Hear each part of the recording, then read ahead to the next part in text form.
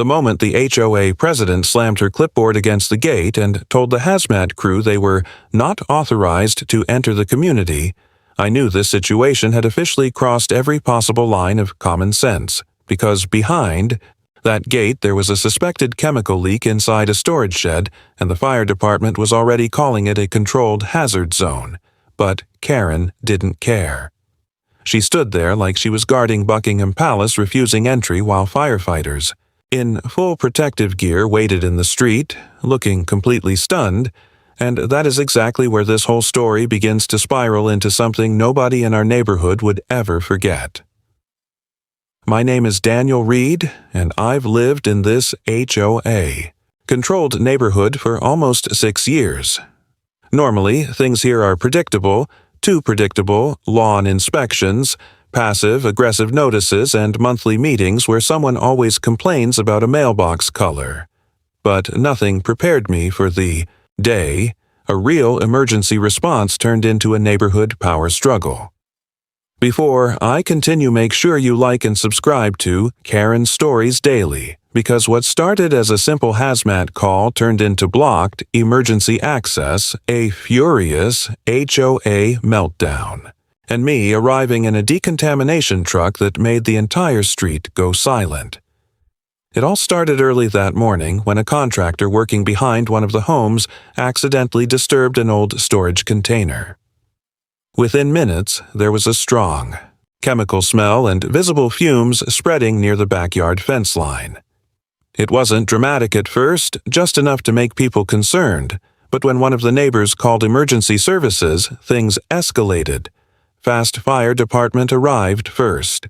Then hazmat support was requested as a precaution. Everything was going exactly how it should in a real emergency, until the HOA president Linda showed up. Linda was the kind of person who treated every rule like it was a personal mission. She arrived in her SUV wearing sunglasses even though there was no sun that day, and immediately started questioning why so many government vehicles were entering the neighborhood. The fire captain tried explaining the situation calmly, that they needed access to the backyard immediately to secure the area, but Linda refused to open the gate. She said they needed written approval from the HOA board before entering private property in the community. The fire captain literally paused mid-sentence, like he could not believe what he was hearing. One firefighter quietly said, "This is a hazmat response, not a parking permit issue," but Linda doubled down and said, "Rules are rules." At that point, the situation became dangerously stupid because every minute that passed increased the risk of exposure, and spread residents started gathering on sidewalks confused and worried, watching emergency crews being delayed by a homeowners association argument. And that is when I got the call. My company handles environmental, decontamination, and emergency containment support for industrial spills. Not something I usually explain in HOA neighborhoods because people already think my backyard recycling bin is a violation. But when I heard what was happening, I immediately headed over in our decontamination response truck, and I could already tell this was going to get messy. Because nothing escalates HOA drama faster than official emergency equipment arriving with authority. As I turned onto the street, I saw firefighters still waiting at the gate, and Linda still standing there blocking entry like she was in charge of a federal operation. Neighbors started pointing the moment they saw my truck because it was large, white with hazard markings and containment equipment, mounted on the side, and the entire street went quiet. Even Linda turned around slowly when she heard it approaching. She had no idea what was about to happen next. The second I stepped out of the Decon truck wearing protective coveralls, Linda's confidence started disappearing fast. You could actually see the change in her face when she realized this situation was much bigger than HOA paperwork. The fire captain walked directly toward me and asked if my crew could assist with containment once they gained access to the property. Before I could even answer, Linda interrupted again, saying, No commercial response vehicles were authorized inside the community without prior board approval. At that point, several firefighters openly looked annoyed. Of them, finally said, "Ma'am, this is an active safety situation, not a landscaping request," but Linda kept arguing about HOA procedures, parking policies, and liability forms, while residents watched from driveways completely embarrassed. Then, the fire. Captain pulled out his radio and calmly requested county enforcement support for emergency obstruction. That sentence changed everything. Because suddenly Linda realized she was no longer debating neighbors. She was interfering with emergency operations within. Minutes, a county supervisor vehicle arrived, and after a very short conversation, the supervisor informed Linda that emergency crews did not require HOA permission during a potential hazardous materials response. Honestly, the silence after that explanation felt incredible. Linda tried arguing one more time, saying she was protecting the neighborhood from unauthorized access. But the supervisor immediately responded that delaying hazmat teams created far greater danger than allowing trained responders through the gate, and finally, after wasting nearly 20 minutes, the gate opened. The moment emergency crews entered the neighborhood, the entire mood shifted. Firefighters moved quickly toward the affected property while my truck followed behind, carrying containment foam air scrubbers and portable decontamination equipment. Neighbors stepped back, watching everything unfold like a movie scene. Most people had never seen an actual Decon truck before, especially parked beside HOA flower beds and decorative mailboxes. The funniest part was watching Linda stand there completely ignored while professionals handled the situation she nearly made worse. Now, thankfully, the chemical issue itself ended up being contained fairly quickly. An old cleaning solvent, drum stored improperly by a contractor, had cracked from heat exposure, releasing fumes into the shed area. Dangerous enough to require response, not catastrophic but absolutely serious.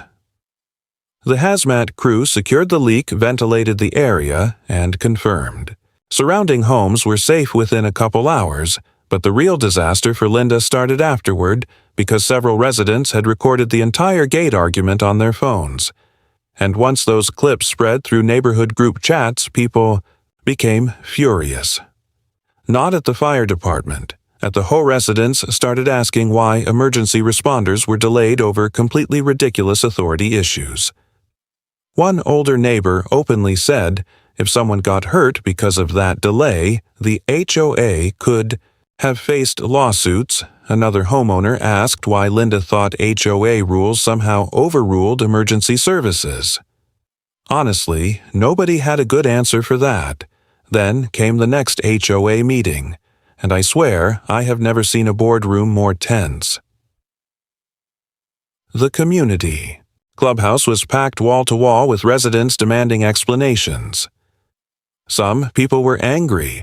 Others were honestly just embarrassed that our neighborhood became known locally as the place where the HOA blocked hazmat. Linda tried defending herself, saying she was only following established procedures and protecting community standards. But the moment somebody played phone footage of firefighters waiting outside while she argued about authorization forms, the room exploded. People started shouting over each other, asking what would happen next time if there was a fire medical emergency or gas leak. One resident directly asked whether the HOA planned on approving ambulances next. Even board members looked uncomfortable sitting beside Linda at that point. Then something happened. Nobody expected. The fire captain himself attended the meeting. He stood calmly in front of everyone and explained exactly how dangerous emergency delays can become during hazardous material responses. Never insulted Linda directly. Honestly, he stayed extremely professional. But hearing an actual fire captain explain how every minute matters during containment situations completely destroyed any support she had left. By the end of the meeting, residents, voted overwhelmingly to create new HOA rules specifically preventing board members from interfering with emergency personnel under any circumstances. And Linda. Well, she resigned from the HOA board less than 2 weeks later. Apparently, the pressure became too much after neighbors stopped trusting her judgment completely. As for me, the Decon truck somehow became neighborhood legend status after that day. Kids waved every time I drove through the community, and one neighbor jokingly asked if I rented it for birthday parties. Even firefighters laughed, later saying they never expected a hazmat call to turn into HOA drama. But honestly, the craziest part is how avoidable the entire situation was. If Linda had simply stepped aside and let trained professionals do their jobs, nobody would even remember that day. Instead, she turned a routine emergency response into one of the most humiliating HOA moments our neighborhood had ever seen. And every single time I drive past that gate now, I remember firefighters standing outside waiting, while one woman with a clipboard thought she outranked a hazmat crew. If you enjoyed this story from Karen Stories Daily, make sure to like, subscribe, comment, and share this video, and tell me honestly, have you ever seen someone abuse tiny amounts of power this badly?